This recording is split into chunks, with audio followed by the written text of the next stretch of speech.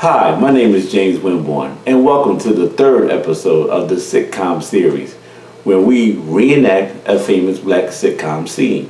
Tonight is another episode from one of my favorite TV shows, Good Times. This particular episode is part 2 of the episode entitled The Gang, where JJ gets shot. So this is a debate between James and Florida about what should be done and how should the situation be handled. So it's very interesting scenes, a lot of ups and downs, comedy, drama, very talented actors. David Lee again playing James and Amanda playing Florida. So sit back, stay tuned for more content and some behind the scenes interviews after the show. Thank you for watching and enjoy.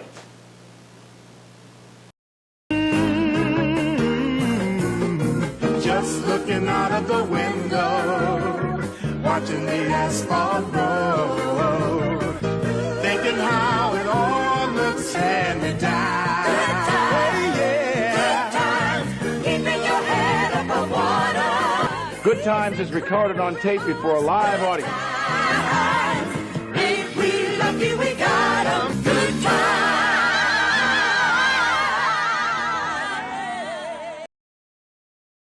Now I don't want to talk about no more, woman. I mean it now. Here, I don't want to talk about it no more. James, we have to talk about it. Just leave me be here, Florida. Just leave me be. I'm trying to say that revenge never helped nobody. Well, it's going to help me as soon as I get my hands on the Mad Dog for 5 minutes.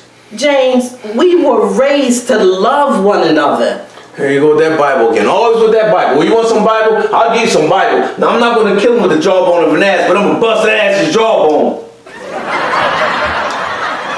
James, now don't you go misusing the good book for your own purposes. Oh, baby, I'm not going to misuse the good book. I'm going to use a good left hook. James, how long we been married? Well, it's been getting on towards 21 years now. That's right. And we've had a lot of arguments in them 21 years, right? Yeah, having a pretty good one right now. Yeah, that's true. But remember, James, we never settled any arguments by yelling at one another. We always talked quietly and reasoned with one another. And in the end, we always agreed, didn't we? Yeah, that's because you usually won. Nobody won, James. It's just that most of the time we agreed that I was right. Now, don't start with that sweet talk you're getting out, Florida. Don't try to trick me here. You know, James, every time you lose your temper, you get into trouble. Wait, when is losing my temper causing me to get in trouble? Wait! Do you remember when we were engaged and I was walking with that nice-looking young fella?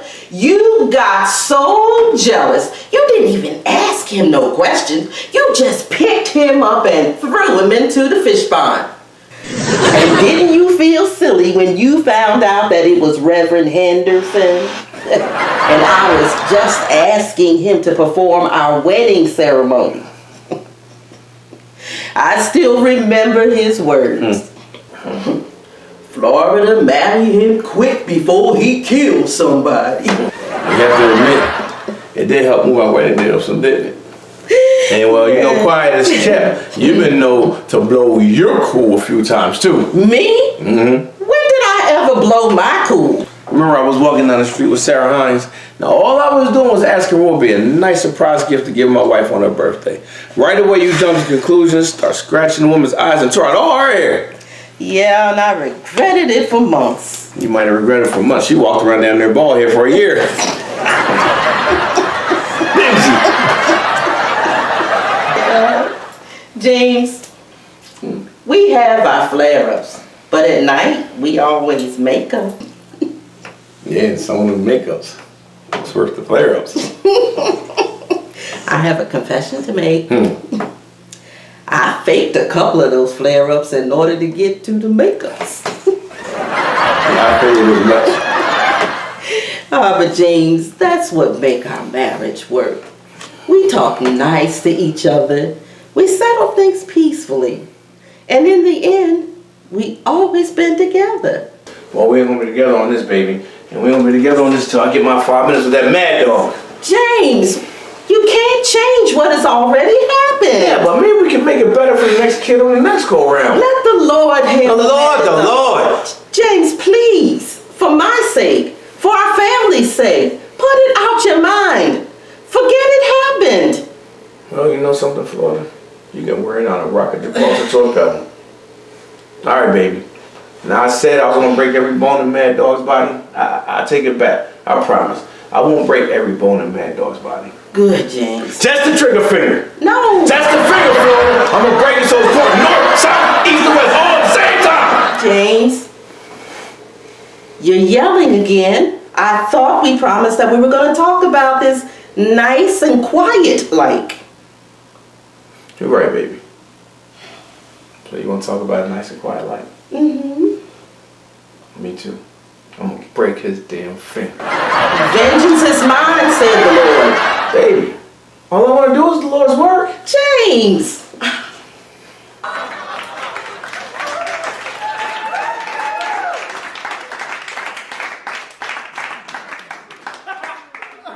I have 3 boys, biologically, of course.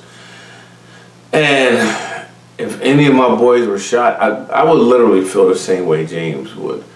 There would be a thing where the cops better get to me before I do, because that's my flesh and blood. Like, I don't have a mean bone in my body to where I would ever want to hurt anybody's child.